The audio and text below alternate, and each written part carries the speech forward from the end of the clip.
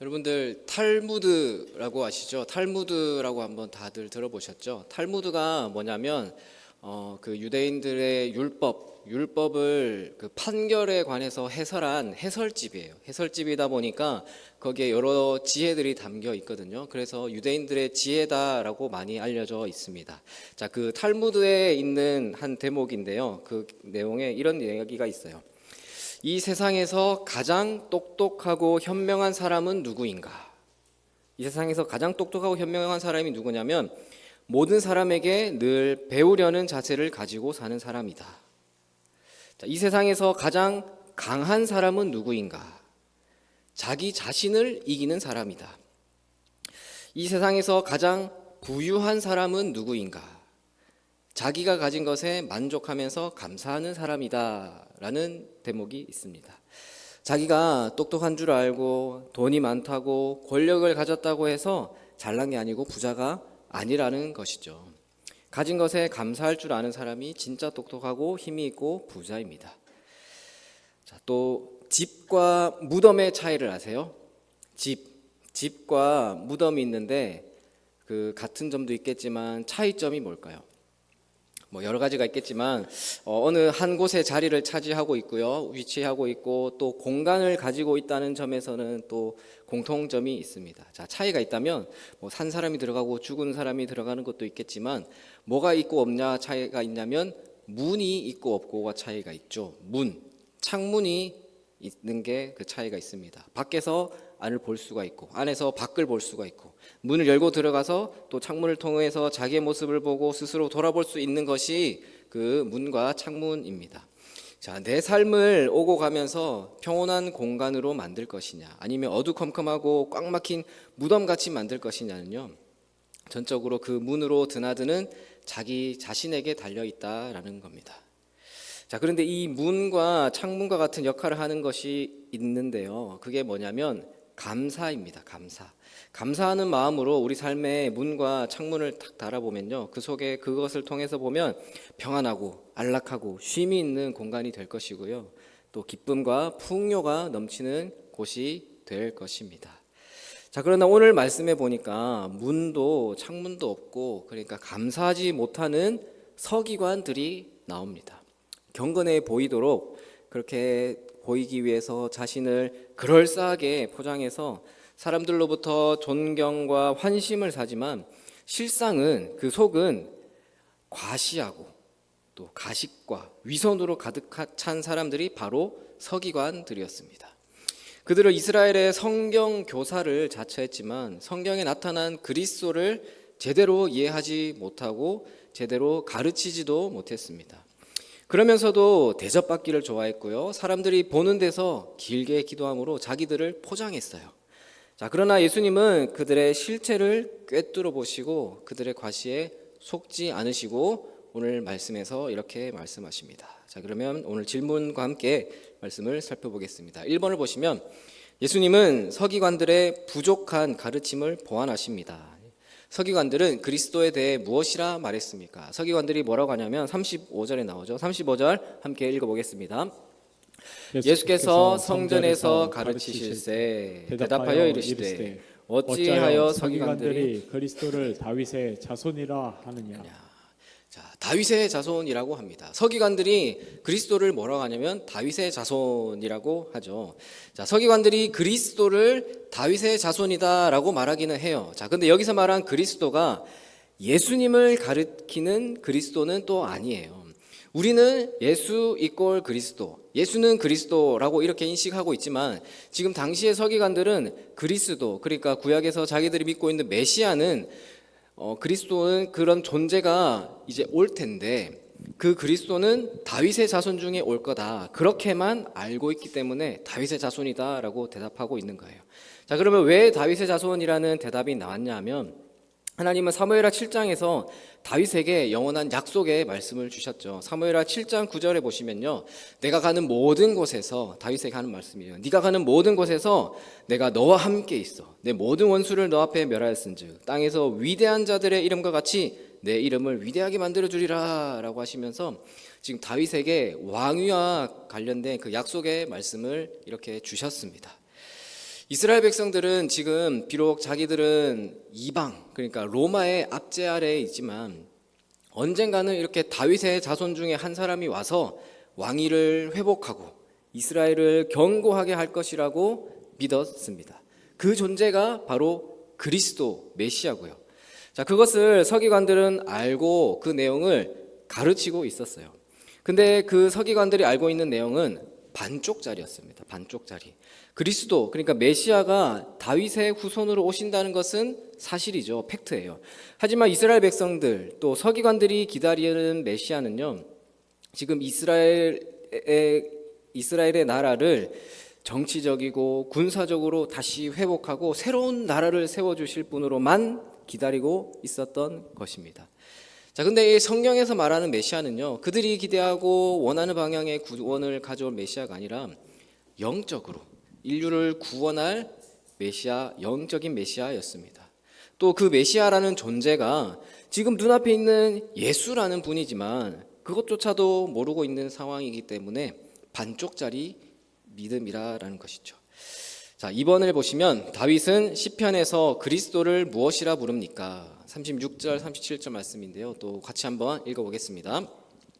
다윗이 성령에 감동되어 친히 말하되 주께서 내 주께 이르시되 내가 내 원수를 내 발 아래 둘 때까지 내 우편에 앉았으라 하셨도다 하였느니라. 다윗이 그리스도를 주라 하였은즉 어찌 그의 자손이 되겠느냐 하시니 많은 사람들이 즐겁게 듣더라. 자, 다윗이 시편에서도 이렇게 얘기를 했대요. 뭐라고 하냐면 그리스도를 주라고 고백을 했습니다. 다윗은 주라고 고백을 했습니다. 자, 앞에서 하나님은 다윗에게 분명히 영원한 나라를 약속하셨어요. 근데 세상의 나라 가운데 영원한 나라가 있습니까? 영원한 나라는 없습니다. 세상 자체가 영원하지 않기 때문이죠. 영원한 나라는 오직 하나님의 나라뿐입니다. 그리고 그 하나님 나라의 왕은 하나님이시고요. 자, 결국 다윗에게 주셨던 약속은요, 하나님이 다윗의 후손으로 오신다는 약속이에요. 얼핏 보면 이해가 안 되지만 하나님이 그 약속을 주셨고 하나님이 그 후손으로 오실 것이다. 삼위일체가 다 포함되어 있는 그 내용이거든요. 자, 그 약속을 다윗은 믿었기 때문에 감히 나의 후손으로 오실 그리스도를 주라고 하면서 주님이라고 고백하고 있는 것입니다. 자, 실제로 그 말씀은 성취가 되어서 하나님의 아들 예수님께서 다윗의 후손이 되셨죠. 예수님이 곧 하느님이시니까요. 다윗은 이미 이 내용을 알고 내 주께서라고 하면서 주라고 고백했고 이 내용을 다윗의 메시아 예언이라고 부르고 있습니다. 자, 그럼 나눔 1번을 보시면 예수님은 서기관들로 인해 민족의 해방자로 축소된 그리스도상을 인류의 구원자로 복구하셨습니다. 주님과 말씀에 대한 왜곡되고 편협한 이해가 온전해지고 풍성해진 경험을 나눠봅시다 라고 하는데, 앞에 내용이 지금 내용이 뭐냐면 서기관들도 그리스도 메시아라고 이해는 하고 있잖아요. 그 메시아가 다윗의 자손으로 온다는 걸 알고 다윗의 자손이라고 고백은 하지만 반쪽짜리였죠. 그게 예수라는 사람인 거는 모르고 부정했으니까요. 자, 그러나 예수님은요, 봐라, 다윗도 그리스도가 오실 건데 주라고 고백을 했었다. 너희는 정치적 군사적 메시아를 기대하고 있지만 메시아는 인류의 구원자로 오는 존재일진데 그 존재가 바로 나다라는 말씀을 하시면서 바로 잡아 주시고 있는 내용입니다. 자, 그럼 이어 2번입니다. 2번은 예수님은 스스로 높이는 서기관을 경계하시고 가난한 과부의 헌금을 칭찬하십니다. 서기관들이 원하는 것은 무엇입니까? 서기관들이 원하는 것은 38절, 39절 말씀도 함께 읽어보겠습니다. 예수께서 가르치실 때에 이르시되 긴 옷을 입고 다니는 것과 시장에서 문안받는 것과 회당의 높은 자리와 잔치의 윗자리를 원하는 서기관들을 삼가라. 자, 서기관들은 뭘 원했냐면은 긴 옷을 입고 다니고 또 시장에서 문안받는 것, 또 회당의 높은 자리와 잔치의 윗자리를 원하는 서기관들을 삼가라. 그러니까 서기관들은 이렇게 하기를, 이런 대접을 받기를 원했습니다. 이 본래 서기관이라는 건요, 주로 레위 지파 출신이었고요, 또 중요한 국가 문서를 관리하는 일을 비롯해서 왕궁의 주요한 일을 담당하던 이들이었습니다. 그러나 포로기 이후의 서기관들은 율법을 기록하고 가르치는 일에 주력하게 되었다고 합니다. 예수님 시대에 지금 나오는 이 서기관들은요, 그 당시에 법적인 최고 기구라고 하는 산헤드린 공회라고 있었는데 거기에 핵심 세력이었던 만큼 대부분 자기들의 지위와 또 그 권력을 가지고 있고 그 자리에 맞는 대접을 받기를 원했어요. 그래서 복장부터 차별화를 둔 거죠. 가운 같은 긴 옷을 입었고요. 또 시장에서 인사받기를 좋아했고, 참 그때도 마찬가지. 우리나라도 여기 종로 쪽에 가시면 피맛골이 있잖아요. 피맛골이 뭔가요? 마차를 피하는 그 골목길이라고 할까요? 피맛길이 있는데 그 큰 길은 이제 높은 사람들이 다니니까 가면 다 엎드려 인사하고 지나갈 때까지 있어야 하니까 그 사람들 피해서 형성된 길이 피맛길이잖아요. 참 그 이 서기관들도 그랬던 것 같아요. 또 회당의 높은 자리, 지금도 그 예루살렘 이스라엘 가면은 회당 터가 있는데 보니까 가운데가 있고 다 계단식이에요. 그래서 또 높은 자리에 앉아가지고 그 사람도 울어볼 수 있는 그런 자리, 또 잔치의 윗자리, 잔치에서도 또 상석에 앉기를 원하는 그랬던 존재들인 것 같죠. 자, 그런 것을 당연한 것으로 서기관들은 여겨왔습니다. 자, 그러면 2번을 보시면 서기관들이 받는 판결이 더욱 중요한 이유는 무엇입니까? 자, 서기관들이 받는 판결이 중요하다는 말은요, 서기관들이 받을 심판, 그 심판이 더 중하다, 크고 엄한 이유가 무엇이냐 이 말이거든요. 자, 40절 말씀을 보시면 그들은 과부의 가산을 삼키며 외식으로 길게 기도하는 자니 그 받는 판결이 더욱 중하리라 하시니라. 자, 과부의 가산을 삼키며 외식으로 길게 하는 자들이기 때문에 그들이 받을 심판이 더 클 것이다라는 거예요. 예수님 시대에 이 당시의 서기관들은 따로 급료를 받지는 않았대요. 따로 뭐 월급을 받지는 않았다고 하고 주된 수입원이 헌금이었다고 합니다. 그래서 어떤 서기관들은 헌금을 더 유도하기 위해서라도 우리 성경이 표현하는 외식, 위선이죠. 위선적인 모습으로 거룩하게 보이려고 길게 기도하면서 내가 이렇게 경건하다, 나를 위해서 헌금을 하라라는 것을 좋아했다고 합니다. 자, 서기관들이 헌금을 걷어가지고 호화 생활을 하는데, 근데 그 헌금을 누가 합니까? 누가 주로 합니까? 대부분 뭐 가난한 과부나 극빈층이 그 당시에도 많았기 때문에 그들을 착복하는 것이 그 악함이 더 크다라는 겁니다.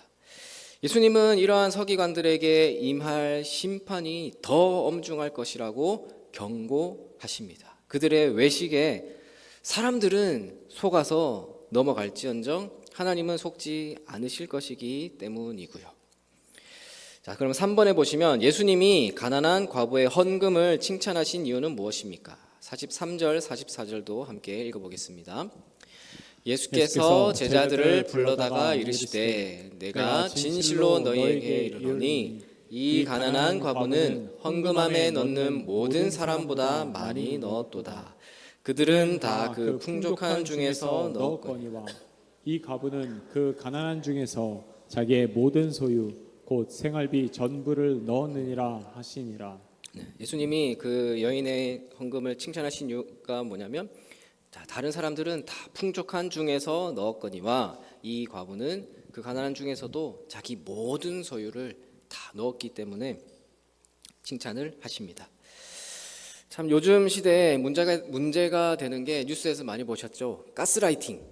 가스라이팅을 들어보셨죠.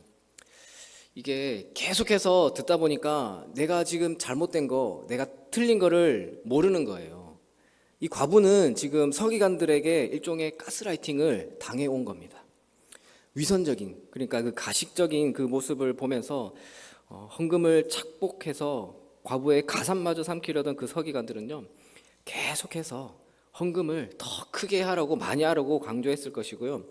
그런 분위기 속에서 과부가 나의 믿음을 고백하기 위해서는 다른 선택의 여지가 없으니까 마지막 남은 돈을 다 내어놓아야 했을지도 모릅니다.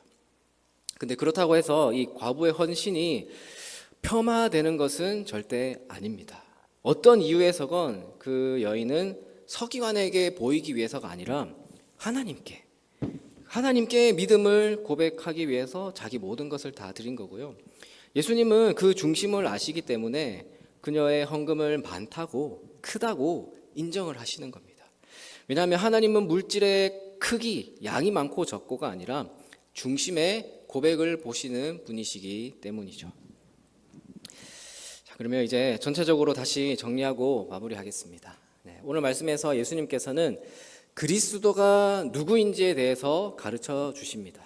서기관들은 그리스도를 다윗의 자손으로만 고백을 했어요. 다윗의 자손이 그리스도다. 그리스도가 오실진데 다윗의 자손으로 오실 것이다. 거기까지만 알고 가르쳤죠. 다윗의 자손이라고 하는 표현에는요, 과거에 그 다윗의 왕국을 다시 세울 것이라는 그 기대감이 포함되어 있는 거예요. 즉 서기관들이 가르치고 있고 또 유대인들이 다른 사람들이 기대하고 있는 그리스도는요, 메시아는요, 다윗의 왕국을 다시 세우는 그리스도입니다. 다윗 왕이 있던 그 시대에 누렸던 정치적이고 군사적인 권력과 영광을 그대로 재현할, 아니 더 크게 재현할 메시아를 기다리고 있었던 것이죠. 그래서 마가복음 11장 10절에 보시면요, 찬송하리로다 오는 우리 조상 다윗의 나라여 가장 높은 곳에서 호산나 하더라 라고 고백을 하고 있거든요. 우리 조상 다윗의 나라여, 그때 우리가 누렸던 다윗의 나라가 오실 거다 라고 외쳤습니다. 서기관들은 다윗의 왕국만을 기대했습니다. 가장 번성했던 다윗의 통치를 기대했습니다. 눈에 보이고 드러나는 것을 기대했습니다. 하지만 예수님은요, 눈에 드러나고 보이는 나라를 세우려고 하시지 않았습니다. 예수님은 하나님의 방식인 섬김과 희생을 통해서 하나님의 나라를 세우려고 하셨습니다. 화려하고 드러나는 나라가 아니라 자신의 생명을 내어주고 희생함으로 세워지는 그런 나라를 세우시려고 이 땅에 오신 분이 예수님이시고 예수 그리스도이신 것이죠. 또 예수님께서는요, 서기관들이 종교적으로 과시하고 존경받기를 좋아하는 것을 비판을 하셨죠. 서기관들은 긴 옷을 입고 다녔고요, 또 시장에서 문안받는 것을 좋아했고 높은 자리, 상석에 앉는 것을 좋아했습니다. 자, 여기서 서기관들이 긴 옷을 입고 차별화를 두고 싶어서 그렇게 했던 거를 딱 묵상을 해보니까요, 오늘날도 목사 가운 있죠. 또 성가대 가운 찬양대 있는데 오늘 안 입으시네요. 가운도 있는데 그 가운은요, 특권 의식의 가운이 아니에요. 그 가운 자체가 거룩한 게 아닙니다. 구약의 제사장의 의복으로서 입었었기 때문에 또 구분됐기 때문에 입는 것은 더더욱 아니고요. 여러 의미를 들 수가 있겠지만 간략하게 얘기하면요, 연약함을 가리는 거거든요. 가운을 입는다는 거. 설교하는 사람의, 그 찬양하는 사람의 부족하고 인간적인 연약함이 눈에 보이게 하는 것이 아니라 하나님의 말씀이 드러나게 하기 위해서, 또 찬양이 그 본질을 찬양을 받으시기 위해서 우리 인간의 모습을 가리는 것이죠. 본질이 흐려지지 않는다면요, 입고 안 입는 거는 그 다음 문제입니다. 저도 목사 가운은 집에 있는데요, 주일마다 입는 저도 가운이 있어요. 뭐냐면 앞치마예요, 앞치마. 다들 앞치마 입은 거 보시고 잘 어울린다고 너무 보기 좋다고 하시는데 감사하긴 합니다. 또 제가 영유치부를 담당하고 있어요. 애들 담당하고 있는데 사실 한 전도사부터 해가지고 한 10년 정도 저도 교회 사역을 하고 있는데 유초등부, 중고등부, 청년부까지 여러 부서 사역을 다 했었는데 이 미취학 이 애들은 지금 동인교회 와서 처음 하고 있는 거예요. 근데 사실 제가 애들 별로 안 좋아하거든요. 안 좋아하는데 그래도 어쩌겠어요. 해야죠. 맡은 바 충실히 다 해야죠. 그래서 공부를 좀 했어요. 공부를 좀 해보니까 미취학 아이들이 있죠. 미취학 아이들이 자기랑 나랑 상대방을 구분하는 게 뭐냐면 복장이래요. 복장. 그래서 병원 가면 의사 가운 입으면 기겁을 하잖아요. 무서워하잖아요. 또 제복을 입는 경찰이나 뭐 소방관이나 그런 사람들 되게 좋아해요. 애들 보면은 지금 그 자동차 좋아하는 애들이 다 소방차 만지고 경찰차 만지고 그러거든요. 자, 근데 저는 이제 자기들이랑 애들을 보기에는 양복을 입고 있으니까 또 넥타이 하고 있잖아요. 그래서 애들은 딱 벽을 느껴요. 또 제가 또 얼굴도 시커멓게 해가지고 또 애들이 좋아하는 상도 아니고, 그래서 거부감을 없애기 위해서 앞치마를 입고 있는 거예요. 그래서 입는 거예요. 근데 입고 있다 보니까 또 다들 잘 어울린다고 해주시니까 그래서 일부러도 또 입고 있어요. 그리고 또 왔다 갔다 합니다. 그게 그러니까 제가 교회에서 보이는 제 페르조나예요. 페르조나가 뭐냐면 가면이거든요. 딱 이걸 입으면 애들 생각은 피곤하다가도 딱 밝아지는 거예요. 좋아. 또 요즘은 저희가 지금 토요일에 오후에 애들 영어 성경학교 영어 교실 수업을 하거든요. 다음 주 이제 첫 주에 그 소식지가 실리고 간단히 안내를 할 건데 애들이랑 영어 공부해요. 영어를 성경에 있는 그 이야기들 큰 이야기들을 가지고 애들 영어 제가 막 가르치는 건 아니고 틀어주면서 같이 학습을 시키는 건데요. 아마 이걸 하고 있는데 이제 하고 하다 보면 아마 연말쯤 되면은 애들이 지금 생각이 뭐냐면 연말에 애들 그 영어로 주기도문 하는 거를 딱 시작할 때 발표시키려고 지금 구상 중에 있습니다. 여러분들 주기도문 생각보다 저희가 늘 하기 때문에 아무 생각 없이 하는데 혼자 한번 해보세요. 혼자 하면은 버벅대요. 틀려요. 또 한번 써보세요. 쓰면은 또 분명히 막히게 돼 있어요. 근데 애들이 영어로 할 겁니다. 기대하세요. 네, 기대해 주시고 그래서 영어 그때 토요일이니까 제가 또 외부 애들도 오거든요. 우리 교회 애들 말고 그래도 좀 전단지 뿌렸더니 외부에서도 왔어요. 걔네들은 저를 잘 모르잖아요. 지금 우리 애들은 다 익숙해져서 뭐 앞침 안 하고 있어도 막 그냥 오는데 걔네들한테 좀 거부감이 들지 않기 위해서 토요일에는 뭐 곰돌이 그려져 있는 캐릭터 옷도 있고요. 양말도 오늘도 신은 양말도 좀 이쁜 거 신고 아무튼 나름 애를 쓰고 있습니다. 또 실제로 보니까 딱 지난주거든요. 우리 우 목사님이 잠깐 내려오셨는데 그때 검은 바지에 검은 셔츠를 입고 있었거든요. 그러니까 딱 애가 보더니 흠칫하면서 놀래는 거예요. 그리고 뒷걸음 쳐요. 이게 진짜구나. 그래서 좀 더 잘 신경 써야 되겠구나 했습니다. 아무튼 저에게 있어서 이 앞치마는요 구분됨을 위한 게 아니라 이제 눈높이를 위한 낮아짐이에요. 근데 이 서기관들이 입는 긴 옷은요 구분되고 차별됨이었습니다. 서기관들이 긴 옷을 입고 문안받고 상석을 좋아하는 것들이 무엇을 의미하냐면 명예였어요. 권력욕이었습니다. 명예와 권력욕은 그들이 기대하는 메시아, 자기들이 기대하고 있는 메시아에 대한 이해랑 관계가 있는 거예요. 그들이 이해하고 기대하고 있던 메시아는 옛날에 그때 다윗이 통치하던 그 나라를 다시 회복하고 다시 나라를 세워가지고 그 나라에 이루어지면 내가 한 자리 할 거니까 그거를 기대하고 있는 관심이 컸던 거죠. 그러니까 세속의 가치관과 다름없는 태도로 메시아를 이해했습니다. 이처럼 세속의 관점으로 메시아를 이해했기 때문에 그들의 태도는 세속의 가치관과 전혀 다르지 않게 드러납니다. 탐욕이 드러납니다. 그래서 힘없고 연약한 자의 재산을 삼키는 겁니다. 과부는 또 어린아이들은 그렇게 돌보라고 분명히 말씀하셨는데 돌봐야 하는 대상이지만 그 서기관들에게는요 그냥 재산을 쉽게 오히려 더 쉽게 빼앗을 수 있는 호구라고 생각한 거죠. 그들이 생각하는 메시아에 대한 이해가 얼마나 세속적인지 잘 드러나는 것입니다. 그리고 그들이 하는 기도는 서기관들이 하는 기도는 하나님께 드리는 기도가 아니었습니다. 사람들 들으라고, 사람들 보라고, 사람들에게 존경받기 위해서, 사람들에게 인정받기 위해서 하는 기도였던 것이죠. 그들이 기도를 드리면서 그들의 시선은 하나님께로 향한 게 아니라 사람들에게 향하고 있었습니다. 그들의 시선에는 하나님이 아니라 오직 자기들을 바라보고 있는 사람들만 있었던 것이죠. 예수님께서 이렇게 가식적인 서기관들에 대해서 비판하신 다음에 오늘 그 가난한 과부의 헌금에 대해서도 말씀을 하십니다. 회당에서 예배를 드리는데 한 과부가 와서 헌금함에 헌금을 넣는 걸 보고 주님께서 말씀하셨습니다. 이 여인이 그 두 렙돈을 넣는 것을 보시고 가난한 중에 자기가 가진 생활비 전부를 넣었다라고 하시면서 칭찬을 하셨죠. 이 칭찬 속에는요, 이 칭찬하는 것 그 속에는 연약한 그 여인의 가산을 어떻게 삼키는지에 대한 그 서기관들의 비판도 포함되어 있는 거예요. 그들을 칭찬하면서 동시에 그들을 비판하는 것이죠. 하지만 예수님은 그 여인의 헌금을 보시고 서기관들에게 아이고 에라이 그걸 받아먹냐고 벼룩의 간을 빼먹으라고 그런 식으로 그 서기관들을 비판하거나 꾸짖지 않으셨어요. 또 여인에게도 야 그렇게 하지 않아도 돼. 거기 다 썩어 빠진 애들 그 애들 주머니 채워주는데 뭘 그렇게까지 다 하면 어떡하냐고 그렇게 또 여인을 달래거나 그러지도 않으셨어요. 단지 여인의 그 행동을 보시고 여인의 믿음을 보시고 칭찬하십니다.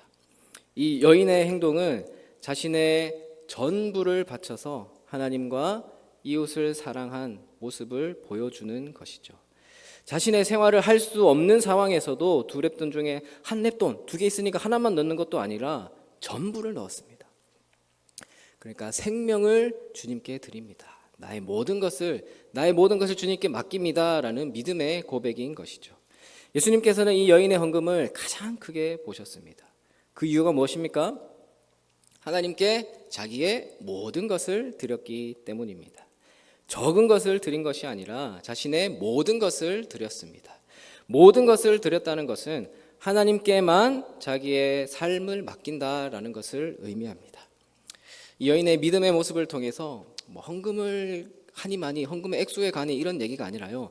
헌금이 초점이 아니라 이 여인이 다 드린 것을 보면은 예수님이 다 드린 것을 보아야 되는 거예요. 예수님이 자신의 전부를 다 드린 것을 그 여인의 모습을 통해서 예수님의 삶을 비추어 보아야 합니다. 예수님께서 이 땅에 어떤 날을 세우려고 하셨는지 대해서도 보아야 하고요. 이 여인이 믿음으로 자신의 모든 것을 하나님께 바친 것처럼 예수님은 이 땅에 그리스도로서 인류의 구원자로서 자신의 모든 것을 자신의 생명을 바치신 그 예수님의 존재를 깨달아야 하는 것입니다. 사랑하는 우리 성도 여러분, 이제 오늘 종려주일이죠. 그리고 내일부터 고난주간, 한 주간 고난주간으로 지킵니다. 또 특별 새벽기도로 한 주간 묵상하기 좋은 때이고 또 날씨도 오늘 참 진짜 봄 날씨 같고 잠깐 나가보니까 오히려 초여름 날씨 같은 참 좋은 날씨던데 그런 날씨 가운데서 하나님의 이 창조의 섭리와 그 은혜를 몸으로 경험하면서 묵상하기 좋은 때인 것 같습니다. 그래서 우리가 한 주간의 삶 가운데서 서기관들이 그러고 있는 것처럼 예수님을 일부분만 그러니까 반쪽짜리로만 믿는 것이 아니라 완전하신 예수님이 오셔서 죽으시고 부활하시고 다시 오시고 구원하실 그 예수님을 생각하시고 묵상하시기를 바랍니다. 그래서 자신의 전부를 바친 믿음의 고백을 드린 여인과 같이 우리도 우리의 믿음의 전부를 드림으로 우리의 믿음을 보시는 예수님과 동행하시고 또 은혜를 누리시는 여러분들이 되시기를 주님의 이름으로 축원합니다.